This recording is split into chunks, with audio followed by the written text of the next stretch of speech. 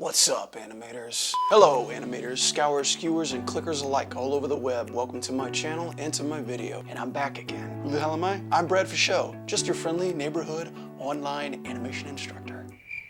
Yeah, that's who I am. I've had 10 years of experience in professional animation, ranging from feature film, cinematic TV, VR, web series, and currently working in video games now. Out of the way. Now we're working on our next series of our animation camera techniques. This time we're talking about camera shake.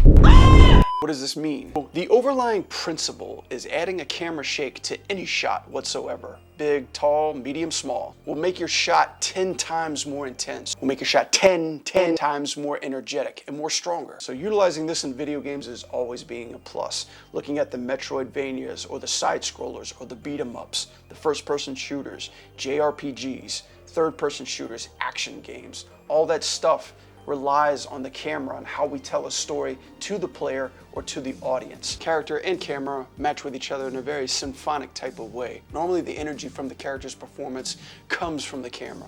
Notably in fighting games, camera shakes are utilized in order to sell that impact of that final, medium, or ultimate attack. Knowing when the character has been hit, when the smash attack is coming, when your final blow is coming, or maybe even your death. Now the downside is you can overly use camera shakes where it gets too obscure, where we can't tell what's actually going on, even in a fight scene or an intense chase, whatever the case is. But it's also harder for the viewers to actually interpret what's happening. Done tastefully, it could add a very nice frequency to your shot and give you that energy. Think of the camera shake as a topping to that favorite dessert of yours, you know, like the sprinkles, hot fudge, you know, the cherries on top. I like more than one, don't care, sue me. It's always the best to do post-shake, feeling that impact. You are feeling that intensity. I'm gonna take you inside this Maya technique and show you how I utilize a camera shake and what you can do in order to help your camera plus your shot in 3D. So we're using a rig from Ianimate named Brick, and he's doing a happy little ground pound, or an angry little ground pound.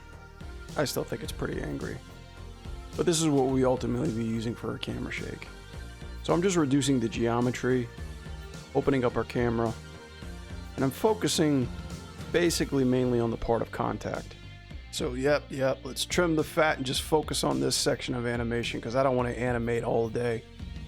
I'm going to set keys on all these small little frames right here in order to sell the impact and focus purely on the rotation for now. You'll notice on your Animate tool you have a marquee called Noise and Waves, and just by exercising that stroll button alone, we get free camera shake. There's a problem. It's too crazy. It's too wild. Maya's already giving us weird results.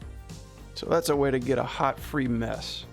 What I'm gonna do is just gently go through the first 4 frames, add some noise, but I'm gonna control the curves. One of the big things is that I wanna keep these things not parallel to each other, but every up and down value will be different and never the same. And now using my up and downs, I want to make a pattern sort of similar to an electrical cardiogram. You know, that thing that tells you you're still living? Kind of like that. Because I want to make sure my animation's still kicking. And here I'm just playing with the scale curves, reversing it, and using the blend to ease tool in order to get that nice little drift. Simple and to the point. And we're only using Rotate X, mind you. So after the initial impact, I'm just going and refining my curves just to make sure they're not even, and then scaling them to see how much or how less do I need of this impact. Playing it is feeling a little bit better. Now what you can do is also use the rotation of the camera. Copying the curves from RX, I'm also putting it on RZ. And by doing that, we can get almost like a seesaw effect, or a drifting in weight that can add to the camera shake as well. Seeing as he's doing a ground pound, it only makes sense for the camera to twist left and right.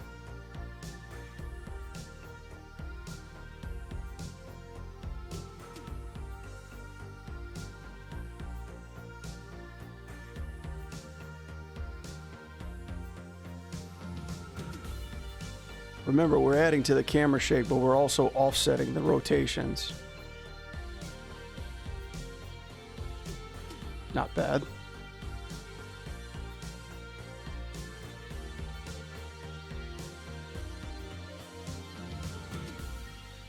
But there's a problem now. Now that he's ground pounding, my camera's losing him when he's going up in the air. So what I'm going to do is add a nice little dolly effect to the camera. Following him in his path, I want to make this camera alive and vibrant with action. And just to make sure I'm not losing his silhouette, I'm going to add a little camera tilt in the RX using an anim layer. Keeping the camera alive and transferring it straight into the camera shake. Just a little anim flavor layering. It's important to keep your camera alive too. Especially when a giant action such as this appears. Finally, you could actually take the rotations, copy that to the focal length lens of your 3D camera.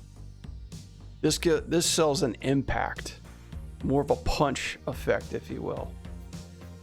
But be careful, because utilizing that focal length is pretty sketchy. You'll get a lot of differentiation and depth when doing that.